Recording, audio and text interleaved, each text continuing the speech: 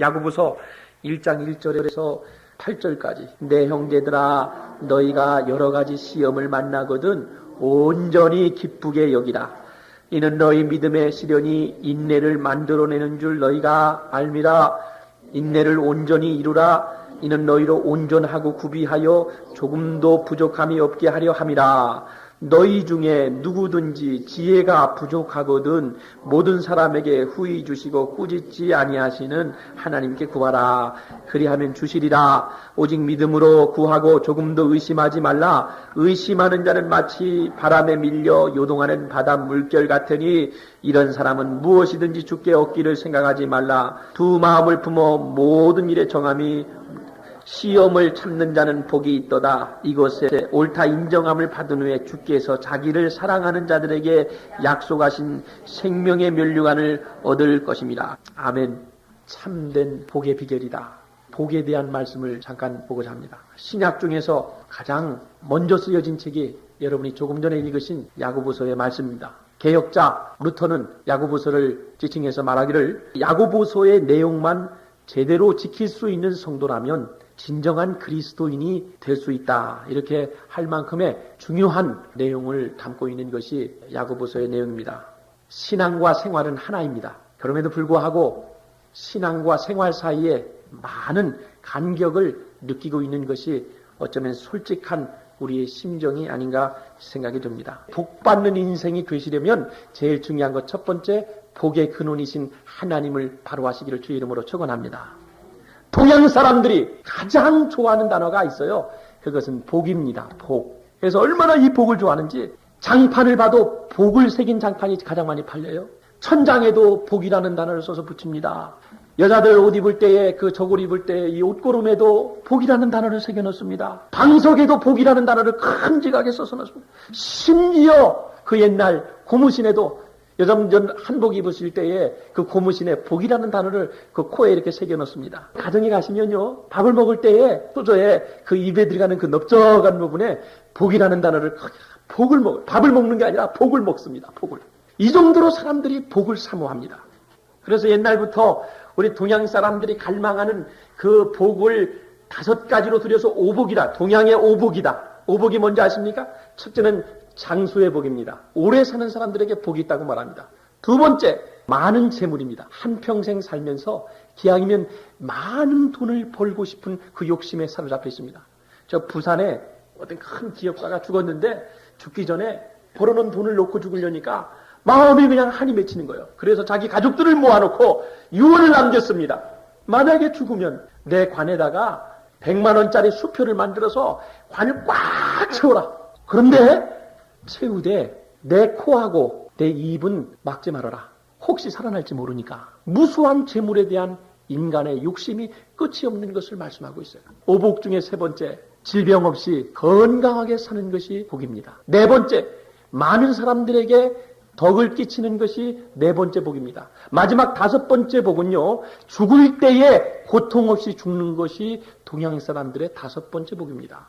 할 수만 있으면 이 5가지 복을 다 누리시기를 주의 이름으로 축원합니다. 이 복 받을 수 있으면 다 받으시기 바라요. 그런데 중요한 것 한 가지가 있습니다. 아무리 여러분들이 세상에서 누릴 것 다 누리고 가져보고 싶은 것 세상에서 다 가져보고 여러분이 즐길 것 다 즐겨봐도 만약에 사람이 죽은 다음에 지옥밖에 못 간다면 무슨 소용이 있어요?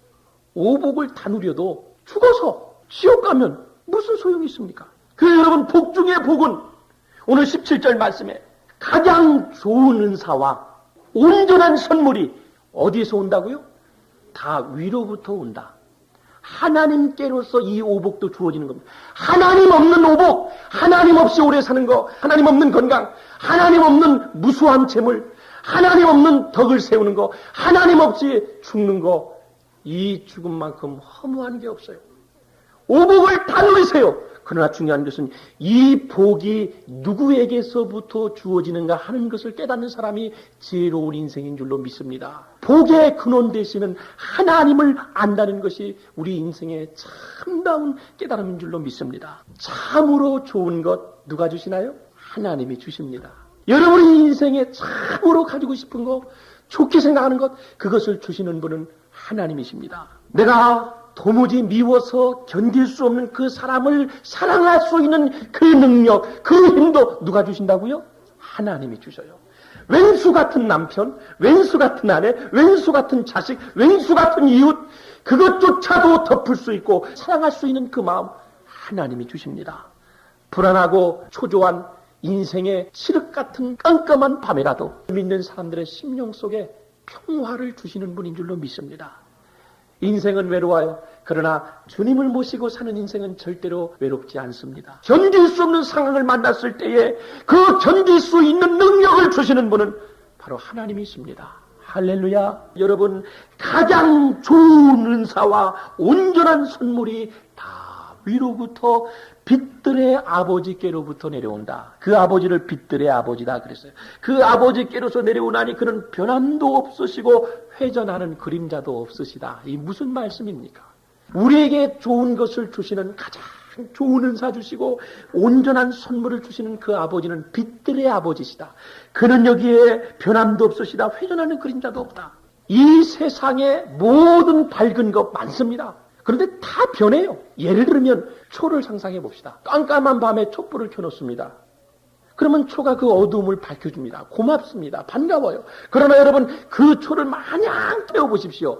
언젠가는 그 초는 꺼집니다. 초가 다 달아버리면 꺼지고 마는 영원하지 못. 밝음의 상징인 태양을 보십시오. 태양의 그 밝음이 얼마나 밝은지 이 초의 태양이 지구에 내려쬐는 그 열량이 원자폭탄 1000개를 동시에 떠뜨린 그 열량하고 맞먹는데요. 여러분 상상해 보십시오. 원자폭탄 1000개 그거를 동시에 터뜨린 그 열량이 태양이 우리 지구에 내리쬐는 1초의 열량하고 맞먹는데요. 얼마나 뜨겁습니까? 얼마나 강렬합니까? 얼마나 밝습니까? 그런데 그 태양도 24시간 내내 우리에게 비추지 못합니다. 그 태양도요, 뜨겁지만 시시각각 아침에 뜨는 태양, 낮에 비춰주는 태양, 저녁에 해질 무렵의 태양의 그 온도는 시시각각 다르게 변합니다. 변합니다. 그리고 태양은 회전하는 그림자를 만들어냅니다. 여러분 해질녘쯤에 우리가 서서 보면 우리 뒤에 그림자가 생기잖아요. 태양은 뜨겁지만 그림자를 우리에게 만들어줍니다.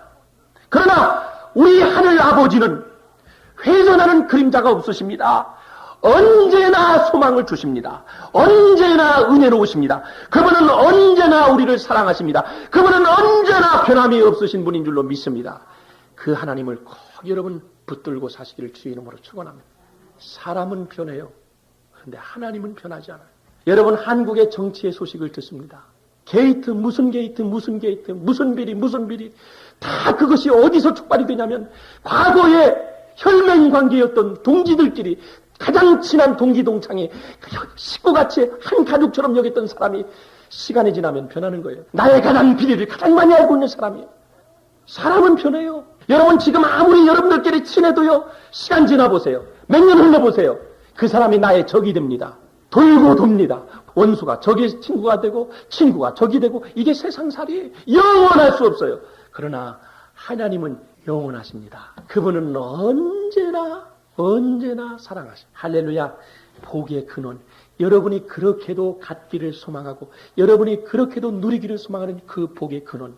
그 복이 어떤 복이 됐든 그 복의 근원은 하나님이 주시는 줄로 믿습니다. 하나님 놓치지 마세요. 하나님 가까이 하세요. 그래야 여러분 삽니다. 두 번째 뭐라고 되시죠? 5절 말씀 볼까요? 너희 중에 누구든지 지혜가 부족하거든 모든 사람에게 후히 주시고 꾸짖지 아니하시는 하나님께 구하라. 그리하면 주시리라. 여러분 자꾸 설교를 어렵게 들으려고 하지 마세요. 너희 중에 부족하거든 모든 사람에게 후히 주시고 꾸짖지 아니하시는 하나님께 구하라. 그리하면 주시리라. 이 세상에서 가장 위대한 사랑이 하나님 사랑 빼놓고 뭡니까? 부모가 자식을 사랑하는 그 자식 사랑 이거 못 말려요. 내가 보기엔 골치 아픈 자식이라도요.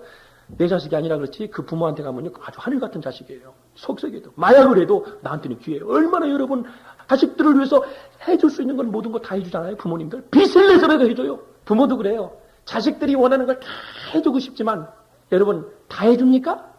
다 해줄 수 있어요? 돈이 아무리 많아도 자식이 요구하는 것 부모가 다 해주고 싶어도 가다 보면요 한계가 와요. 한계가 와. 그게 부모가 자식에 대한 사랑이에요. 아무리 자식을 사랑해도 때가 되면 한계가 와요.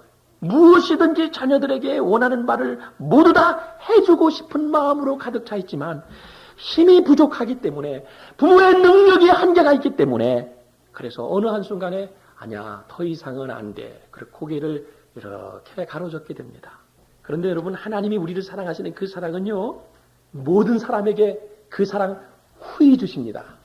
후히 주셔. 후히 넘치도록 주셔. 할렐루야. 그리고 자꾸 달라 그래도 하나님은 우리를 귀찮게 여기지 않으십니다. 여기 보세요. 뭐라고 되죠? 5절에 꾸짖지 아니하시는 하나님. 그래서 하나님의 사랑은 한마디로 줄이면 구해주시고 꾸짖지 아니하는 사랑이다. 자꾸 10번이고 100번이고 찾아가서 구하세요. 하나님은 지겹게 생각하지 않으십니다. 꾸짖지 아니하세요. 왜 또 왔어? 왜 또 그래? 이렇게 우리를 구박하지 않으세요. 왔냐? 왔어? 새벽에 찾아가도 왔어? 밤에 찾아가도 왔어? 하나님 마음을 아프게 해도 또 찾아가서 주여 잘못했습니다. 그러면 왔냐? 꾸짖지 아니하세요. 얼마나 감사해. 그런 하나님이 나의 아버지가 된다는 거. 부모가 자식을 사랑하는 그 사랑보다 하나님이 하나님의 백성을 사랑하는 그 사랑이 더 위대하고 크다는 사실. 그렇기 때문에 여러분 구약에 보면 기드온의 300명 용사를 가지고도 하나님께서는 미디안의 수만 군대를 삽시간에 몰살시켜버립니다. 아수르 군대 18만 5천 명이 예루살렘을 포위하고 있을 때에 하나님의 백성들이 주여 우리가 죽겠나이다 하나님 앞에 구했을 때 하나님께서 그 기도하는 소리를 들으시고 하룻밤 사이에 그 아수르 군대 18만 5천 명은 삽시간에 하루 저녁에 다 쓸어버리십니다.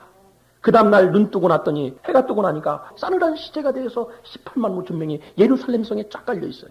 이사야 7장에 보면 유다왕 아하스 왕 때에 하나님께서 이사야를 들어서 아하스 왕에게로 보냅니다. 네가 가서 좀 아하스 왕을 만나라. 만나서 이런 얘기 좀 해줘라. 조금 후에 다메섹 왕과 여기에 에브라임 사람들이 그들이 더불어서 너희를 공격해 올 텐데 너가 좀 아하스 왕에게 가서 이 말을 좀 전해달라. 저들이 아무리 연합군을 만들어서 쳐들어와도 저들은 연기나는 부직갱이 구루터기에 불과하니 네가 가서 이사야야 아하스 왕에게 절대로 요동하지 말고 흔들리지 말고 두려워하지 말고 믿음으로 구하라. 기도하라. 아무 데서든지 기도하라. 높은 데서든지 넓은 데서든지 아무 데 가서 기도하는 모습만 내게 보여달라. 그러면 내가 구원하리라. 그들을 부직갱이처럼 불살라버리리라. 이렇게 이사야에게 말씀하십니다. 이사야가 아하스 왕에게 찾아갑니다.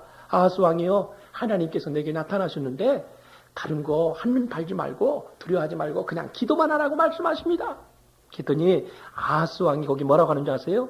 성경에 그대로 나옵니다. 나는 구하지 않겠습니다. 나는 여호와를 시험치 않겠습니다. 하나님께서 요구하시는 게 구하라 그랬는데 하나님 부담 드릴까 싶어서 필요 없다는 얘기 하나님. 얼마나 교만이에요. 근데 그 순간에 아하스 왕이 뭐냐면 아수르에게 엄청난 뇌물을 준비해가지고 이미 뒤로 다 전달하고 있었어요. 아수르에게. 그 백이 있는 거예요. 믿는 백이. 뇌물을 바치니까 아수르가 자기들을 봐줄 것이다. 이 백그라운드가 있기 때문에 그래서 하나님 나 구하지 않을게요. 하나님이 분노하셨어요. 아하스가 그럴듯한 변명으로 하나님의 요구를 거절합니다. 하나님의 구원의 계획을 거절합니다. 사양합니다. 분노하신 하나님께서 이스라엘을 대적할 애굽과 아수르를 성경이 어떻게 표현하냐면 벌떼를 부르는 것처럼 부릅니다. 벌떼들이 몰려오는 것처럼 그들로 하여금 완전히 유다를 황폐케 만들어버립니다. 쓸어버리시 분노하셨어요. 초토화시켰다. 이렇게 성경에 말합니다. 여러분 어렵고 힘들 때에 구하라 하시는 말씀이 하나님께서 여러분들을 사랑하기 때문에 여러분에게 주시는 제안인 줄로 믿습니다. 할렐루야. 구하십시오. 거기 5절 6절 보십시오. 5절 6절 너희 중에 누구든지 뭐가 부족하거든 지혜가 부족하거든 모든 사람에게 후히 주시고 꾸짖지 아니하시는 하나님께 구하라. 그리하면 어떻게 하리라? 주시리라 그랬어요. 주시리라. 그래서 여러분 하나님께서 구하라고 말씀하실 때 기회를 놓치지 마세요. 거절하지 마세요. 여러분들이 기도하라고 했는데 구하라고 그랬는데 구하지 않고 기도하지 않는 것은 한마디로 말씀드리면 하나님 말씀에 대한 대항하는 겁니다. 대항하는 거예요. 5절 말씀에 지혜를 구하라 그랬어요. 지혜가 뭡니까? 모든 사물과 사건을 하나님의 견지에서 볼 수 있는 능력입니다. 다시 말씀드릴게요. 어떠한 상황을 만나든지 어떠한 사건을 만나든지 하나님의 시선으로 하나님의 관점에서 볼 수 있는 그 능력이다. 여러분들이 어떤 복잡한 일을 만났든지 하나님의 관점에서 사물을 보면 하나님의 관점에서 사건을 대하면 여러분 문제는 쉬운 줄로 믿습니다. 내 관점으로 보니까 어려운 거예요. 하나님의 관점으로 보면요 문제가 그렇게 쉬울 수 없어요. 지혜를 내 것으로 누릴 수 있는 비결 첫 번째, 자신의 부족을 깨달아야 됩니다. 할렐루야. 그래서 성경에 뭐라고 되어 있어요?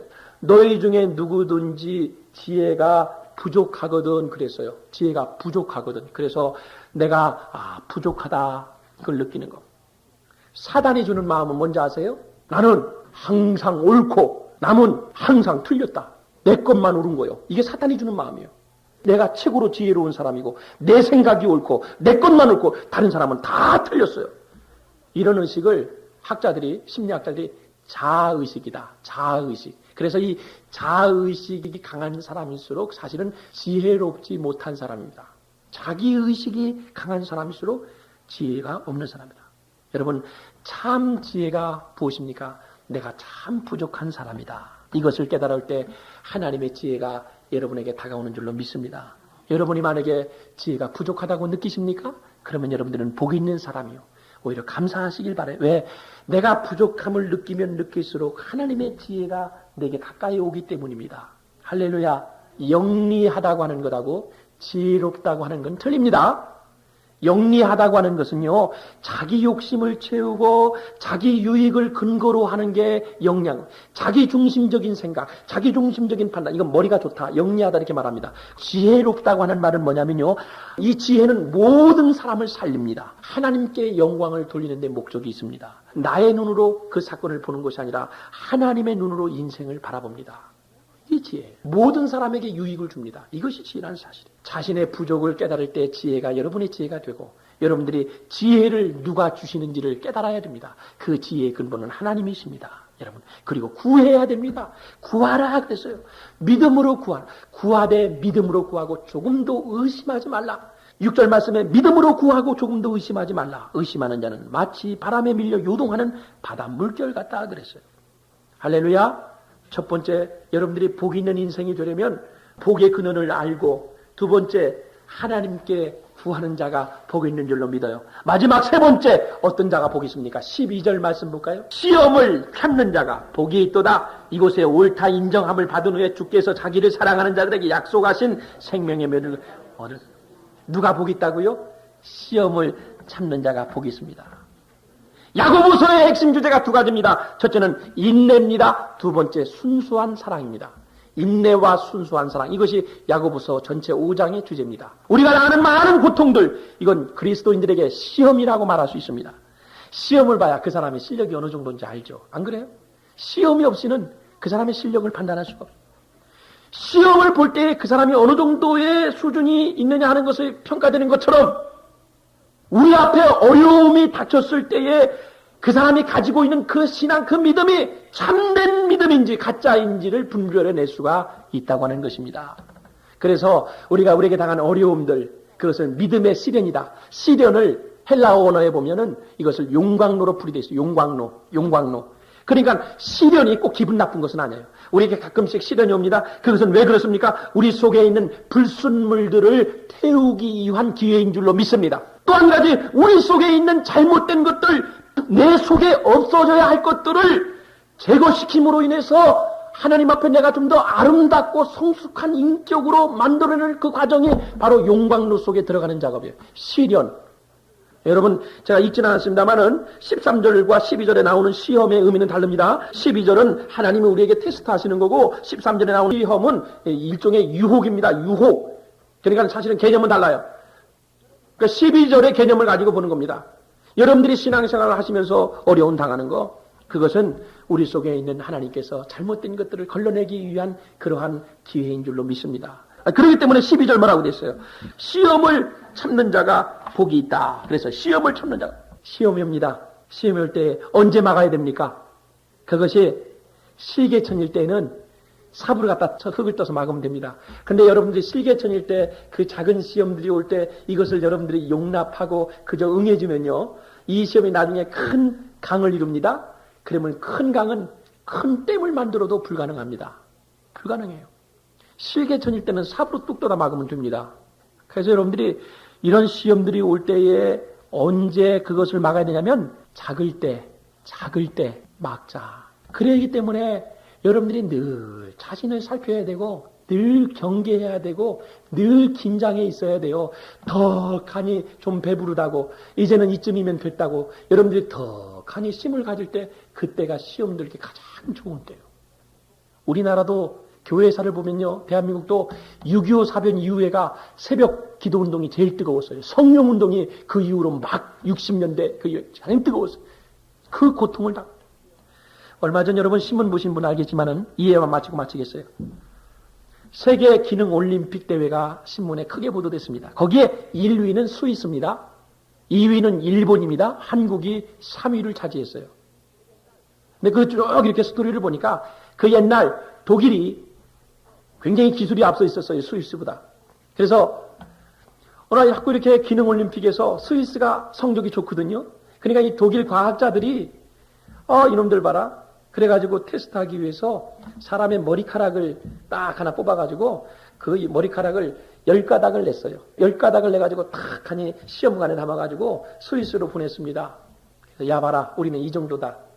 사람의 머리카락 하나를 우리가 10가닥을 냈다.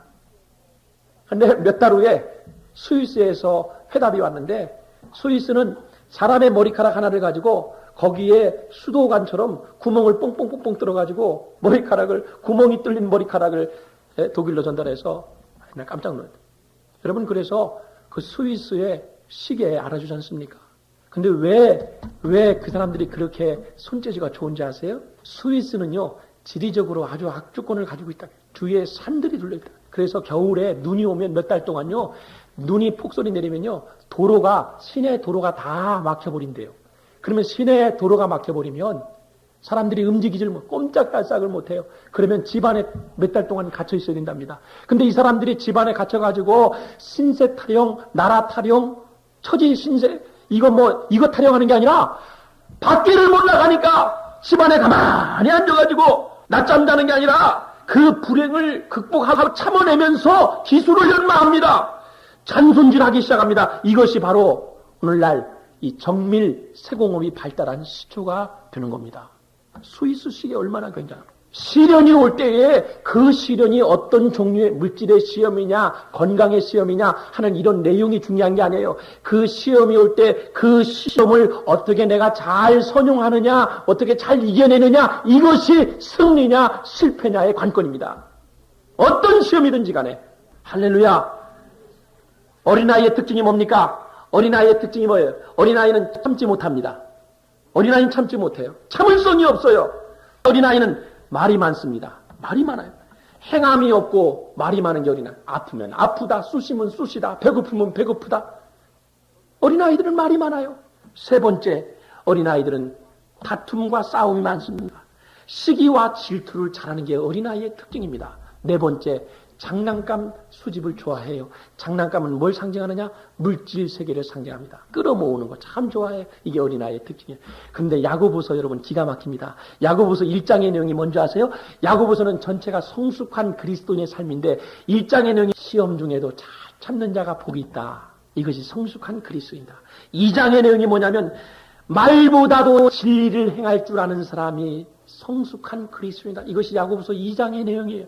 세 번째, 혀를 잘 다스릴 줄 아는 사람, 이 사람이 온전한 사람이다. 그리고 사람들과 화목을 이루는 사람이 성숙한 그리스도. 이것이 야고보서 4장의 내용. 마지막 5장의 내용, 영적인 삶을 추구하는 사람이 진정한 성숙한 그리스도인이다. 어린아이와 반대되는 삶을 강조하는 그것이 야고보서 전체의 내용이에요. 그래서 이 야고보서를 소화하는 사람은요, 그렇기 때문에 성숙한 그리스도인의 삶을, 바로 신앙과 행함이 생활이 하나 될 수 있는 삶을 야고보서만 잘 지키면, 야고보서 말씀만 잘 묵상하면 우리가 온전한 삶을 살 수 있다고 하는 것이 야고보 기자의 주장입니다. 말씀 마칠게요. 여러분, 오늘 여러분들 다 동양의 오복 누리실 뿐만 아니라 이 오복이 여러분의 것이 되면, 첫 번째, 복받는 인생이 되려면 어떻게 된다고요? 세 가지 말씀드린. 첫째는 복의 근원이신 하나님을 알아라. 두 번째, 구하라. 그래서 구하라. 구하지 않은 것도 교만입니다.